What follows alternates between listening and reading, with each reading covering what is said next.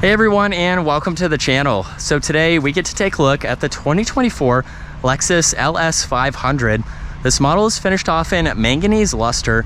MSRP starts right around $80,000. So we have more of the base model for the LS500. You have the ability to go up to some of the F Sport models as well. And then let's start off with what this is powered by. So they're all going to have the same engine. This is the 3.4 liter twin turbo V6. This is paired to the 10-speed automatic, and this pumps out 416 horsepower with 442 pound-feet of torque. This model is rear-wheel drive. It weighs in around 4,600 pounds. 0 to 60 is going to be at 4.6 seconds. It has a top speed of 136 miles an hour as well. Now, as we take a look at the exterior styling, there's a lot of chrome for this model.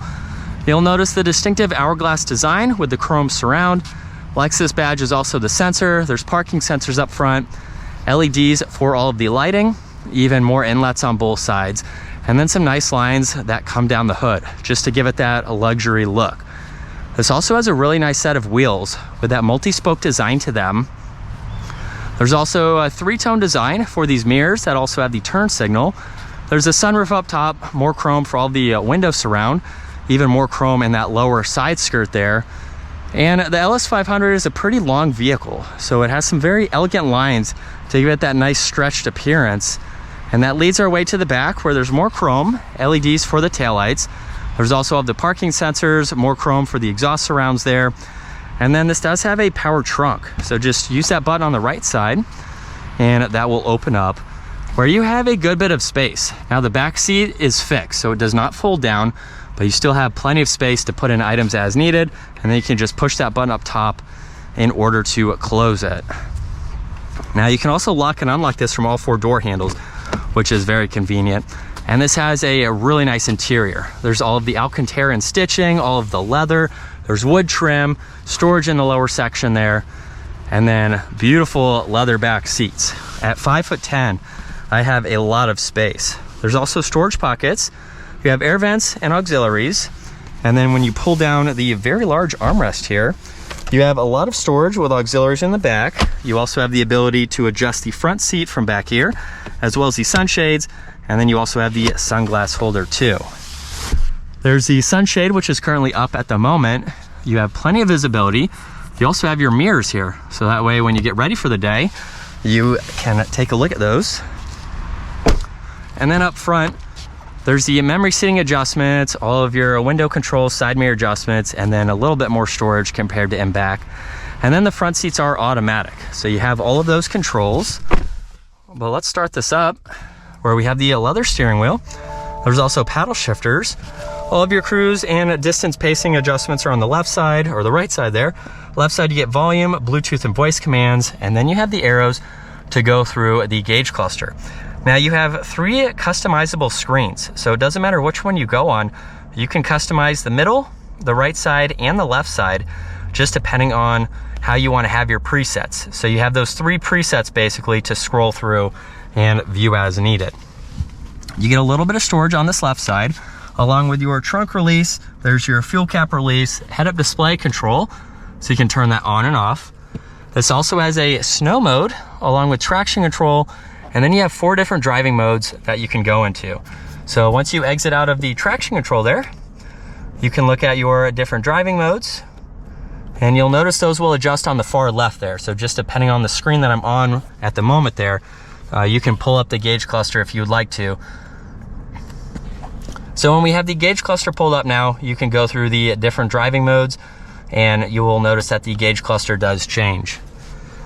Now for the infotainment system, you have a clock on that left side, and then you have some info you can go through within the system. Not a ton of information, but it gives you enough to be able to go through all of that, of course. There's your engine start stop with some air vents. You get a readout for your temperatures. There's power and volume and tuning. E-brake is tucked away there. You have some more audio controls, auto hold. There's also a shortcut here to pull up the seat adjustments. There's some auxiliaries. You get 2 cup holders. And then if we put this into reverse, there's the backup camera. There's also drive and then park.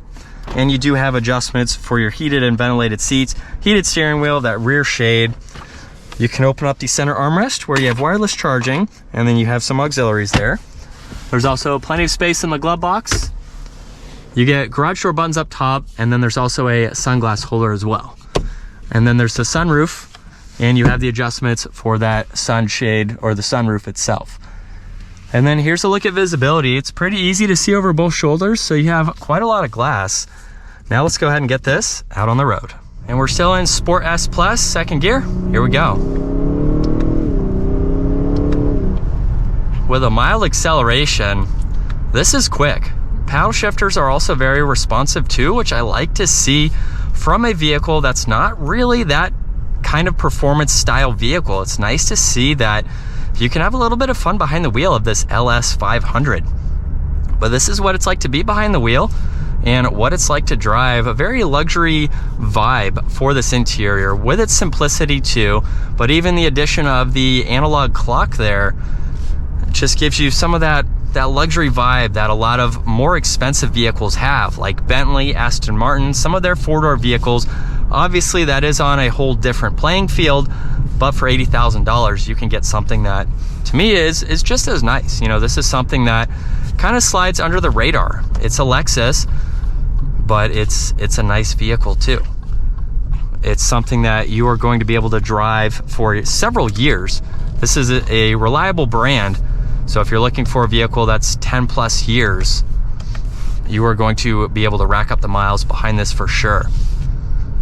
But it's so quiet. It's a very nice ride, even with the base suspension here.